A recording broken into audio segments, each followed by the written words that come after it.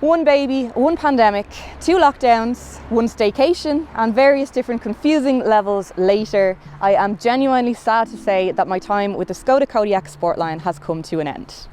If this is your first time visiting this channel, then please do look back at the journey so far, as this is our last instalment of our long-term Skoda Kodiaq review, in which we've covered all the usual stuff like space, practicality, spec, tech, value for money and fuel economy over the last 5 months.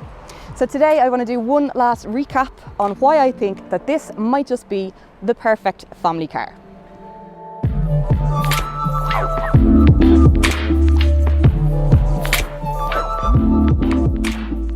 I think the main thing that has stood out to me during my time with the Kodiaq is the practicality.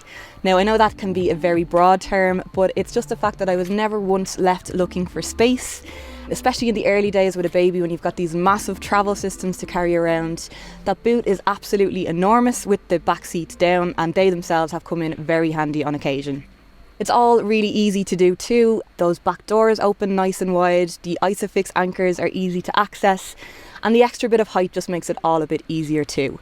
So I know this isn't a very cool thing for a motoring journalist to say, but I think I'm now officially an SUV convert.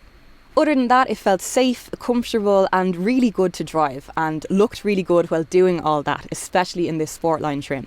And it's always good to get out of a car that makes you want to look back at it a few times. I also really appreciated the smaller touches that Skoda are really good for. Just little minor things like the plastic clip on the windscreen for holding your car park ticket. There's an ice scraper in the fuel cap if you ever get caught short there. There's the famous one-handed bottle opener, and then those sun blinds in the back as part of the optional family pack were a real lifesaver. So all just little things that add up to a really good user experience.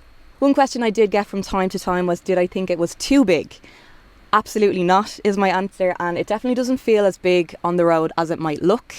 I've obviously been driving it for a while now and I'm used to it, but it is a very easy car to get to grips with in terms of judging dimensions for parking and that, and that's even without all the aids like cameras and parking sensors, which makes it all even easier again.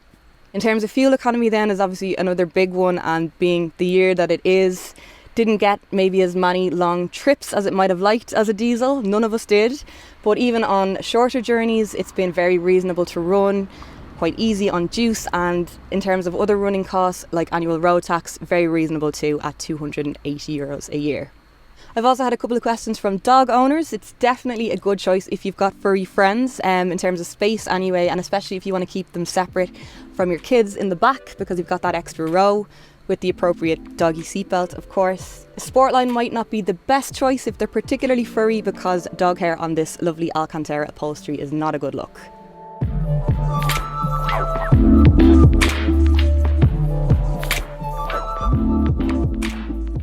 So I suppose the big important question is, would I buy one of these with my own money? And the answer is absolutely yes, I would. I just feel like it's a car that can grow with your family. It's never going to be too big for any task, and it's very well priced in terms of what you get for your money, especially compared to more premium brands in terms of the features on board and the overall feel.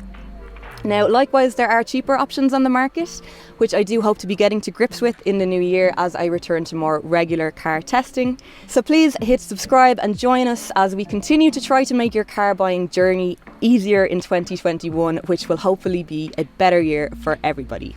Until then, Merry Christmas and a Happy New Year from everybody here at CarsIreland.ie.